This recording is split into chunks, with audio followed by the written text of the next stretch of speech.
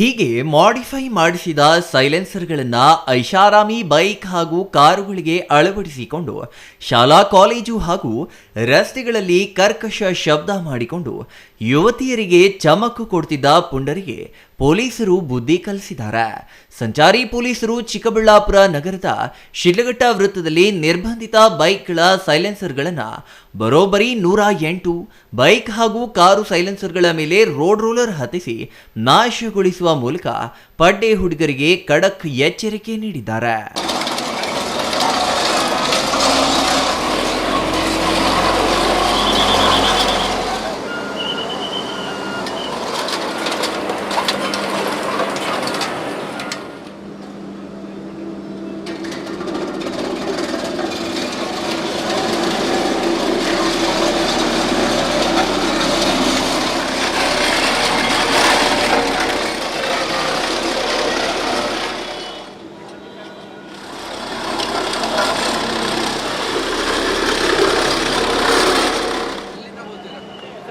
5,000ದಿಂದ ಲಕ್ಷಾಂತರ ರೂಪಾಯಿ ಮೌಲ್ಯದವರೆಗೂ ಬೆಲೆ ಬಾಳುವ ಸೈಲೆನ್ಸರ್ಗಳನ್ನು ಮಾಡಿಫೈ ಮಾಡಿಸಿ ಬೈಕ್ಗಳಿಗೆ ಹಾಗೂ ಕಾರುಗಳಿಗೆ ಅಳವಡಿಸಿ ಹೆದ್ದಾರಿಗಳು, ಜನನಿಬಿಡ ರಸ್ತೆಗಳು, ಕಾಲೇಜು ಕ್ಯಾಂಪಸ್ಗಳು ಸೇರಿದಂತೆ ಹಲವೆಡೆ ಕರ್ಕಶ ಶಬ್ದ ಮಾಡುತ್ತಾ ಸಾರ್ವಜನಿಕರಿಗೆ ಕಿರಿಕಿರಿ ಮಾಡ್ತಿದ್ರ.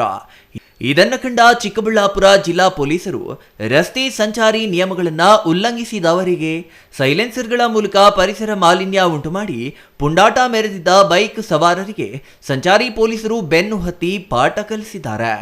ಇವತ್ತು ದಿನ ನಮ್ಮ ಚಿಕ್ಕಬಳ್ಳಾಪುರ ಟೌನಲ್ಲಿ ನಾವು ಟ್ರಾಫಿಕ್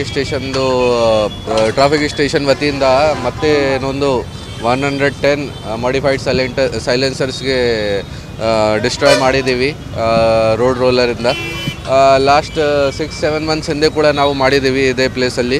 ಇದನ್ನು ಮತ್ತೆ ಕಂಟಿನ್ಯೂ ಮಾಡಿಕೊಂಡು ಇವತ್ತು ಕೂಡ ನಾವು ಈ ಥರ ಮಾಡಿದ್ದೀವಿ. ನಮ್ಮ ಟ್ರಾಫಿಕ್ ಸ್ಟೇಷನ್ದವರು ಕೂಡ ಚೆನ್ನಾಗಿ ಕೆಲಸ ಮಾಡ್ತಾ ಇದ್ದಾರೆ.